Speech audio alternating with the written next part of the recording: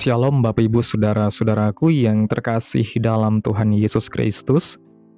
Selamat malam, salam sejahtera untuk kita semua dimanapun saudara-saudara berada. Selamat berjumpa kembali di Renungan Kristen pada malam hari ini. Kiranya kekuatan dan sukacita oleh Roh Kudus melimpah dalam hati dan kehidupan saudara semua. Dan kiranya saudara semua dalam keadaan sehat selalu. Pada malam hari ini sebelum kita mendengarkan renungan firman Tuhan, mari terlebih dahulu kita berdoa. Terima kasih ya Allah Bapa kami, Tuhan yang Maha Kuasa yang kami sembah. Di dalam nama Tuhan Yesus Kristus, kami bersyukur Tuhan buat malam hari ini. Kami kembali akan merenungkan kebenaran firman Tuhan. Beri kami hikmat pengertian untuk dapat memahami firman-Mu. Dan ajar kami untuk melakukan firman-Mu. Dalam nama Yesus kami berdoa. Amin.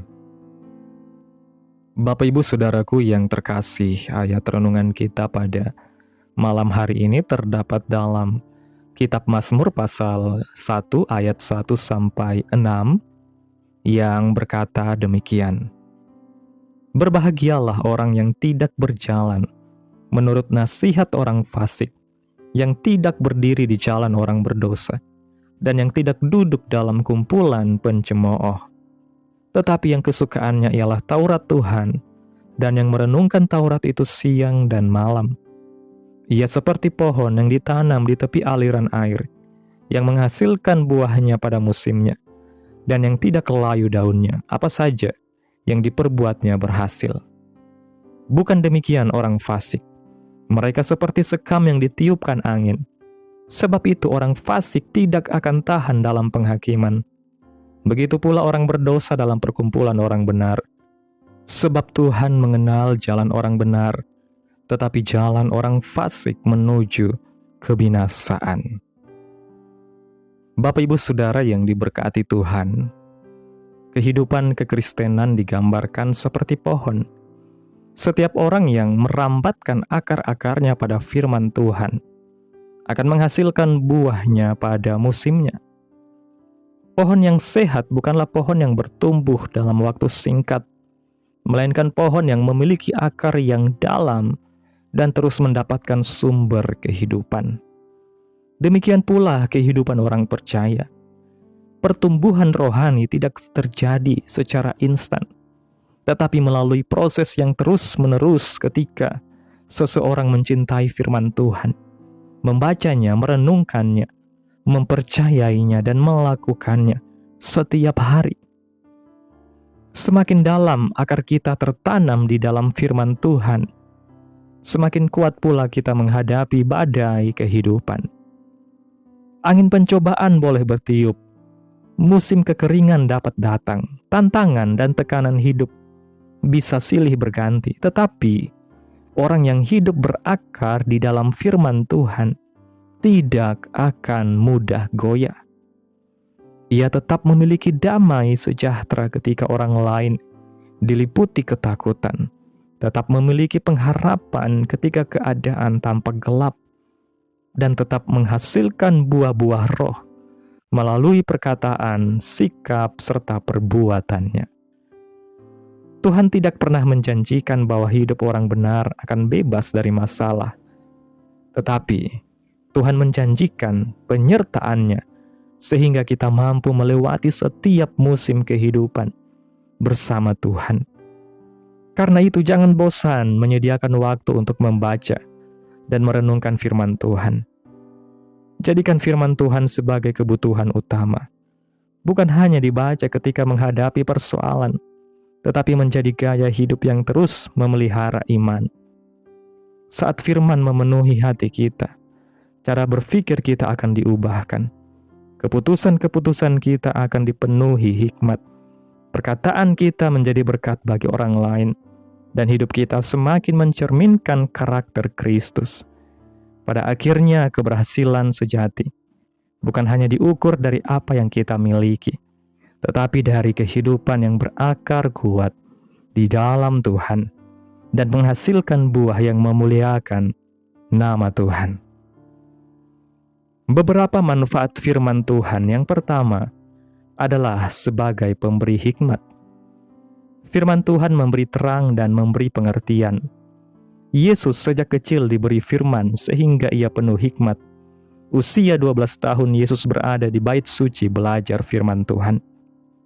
Yang kedua adalah firman Tuhan sebagai pedang yang bermata dua, yang mampu mengikis kedagingan, mampu memangkas hal-hal buruk, membersihkan pikiran-pikiran buruk dalam diri kita. Yang ketiga, firman berkuasa. Perkataan yang berasal dari firman Tuhan mengandung kuasa dan dapat mengubah suasana. Apa yang kita ucapkan, perkataan kita mengandung kuasa untuk menciptakan apa yang kita katakan. Belajarlah untuk selalu memperkatakan firman Tuhan. Kalau kita berkata pada gunung ini, beranjaklah dan tercampaklah ke dalam laut, asal kita percaya, maka hal itu pasti terjadi. Ini yang dikatakan oleh firman Tuhan.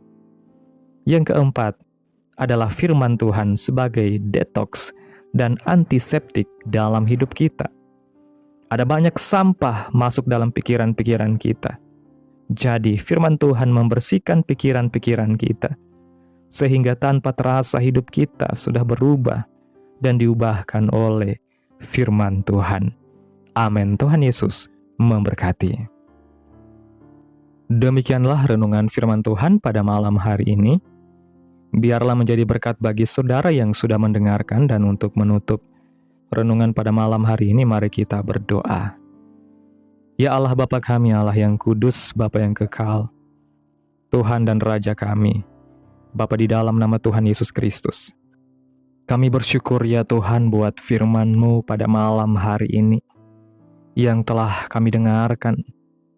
Terima kasih buat firman-Mu yang hidup dan berkuasa. Terima kasih karena melalui firman-Mu Engkau mengajar, menegur, membimbing, menguatkan dan mengubahkan hidup kami dari hari ke hari. Tolong kami agar memiliki kerinduan untuk senantiasa membaca, merenungkan, serta melakukan firman-Mu dalam setiap kehidupan kami ya Tuhan.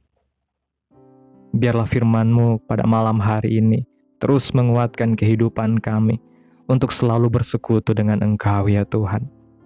Berkati umat-Mu yang sudah mendengarkan firman-Mu pada malam hari ini.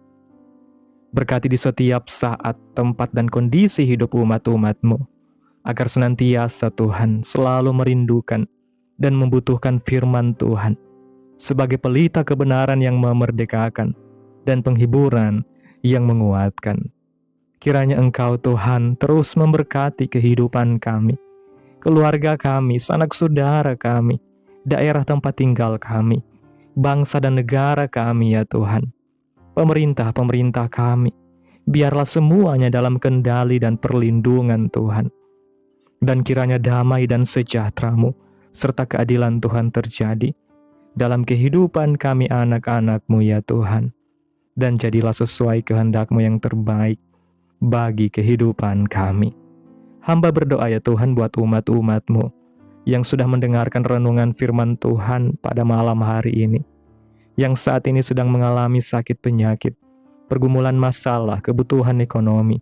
Kiranya Engkau Tuhan terus menjamah kehidupan umat-umat-Mu. Kuasa-Mu menyembuhkan sakit penyakit umat-umat-Mu saat ini. Pulihkan keadaan umat-umat-Mu Tuhan. Berkati perekonomian umat-umat-Mu, serta berikan jalan keluar dalam setiap pergumulan masalah yang umat-umat-Mu sedang hadapi. Pada malam hari ini Tuhan, kami akan beristirahat dalam tidur kami.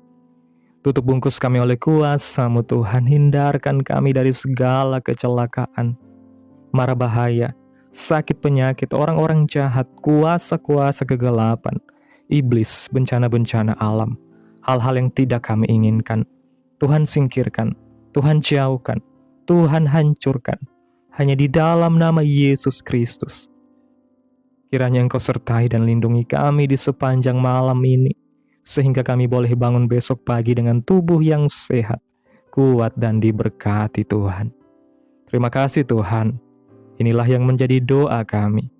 Mari kita berdoa. Bapa kami, Bapa kami yang di sorga, dikuduskanlah nama-Mu, datanglah kerajaan-Mu. Jadilah kehendak-Mu di bumi seperti di sorga. Berikanlah kami pada hari ini makanan kami yang secukupnya, dan ampunilah kami akan kesalahan kami, seperti kami juga mengampuni orang yang bersalah kepada kami. Dan janganlah membawa kami ke dalam pencobaan, tetapi lepaskanlah kami daripada yang jahat, karena Engkaulah yang mempunyai kerajaan dan kuasa, dan kemuliaan sampai selama-lamanya. Amin. Terimalah berkat Tuhan. Tuhan memberkati engkau dan melindungi engkau. Tuhan menyinari engkau dengan wajah-Nya dan memberi engkau kasih karunia. Tuhan menghadapkan wajah-Nya kepadamu dan memberi engkau damai sejahtera. Terimalah berkat Tuhan. Di dalam nama Tuhan Yesus Kristus. Amin. Selamat malam, selamat beristirahat. Tuhan Yesus memberkati.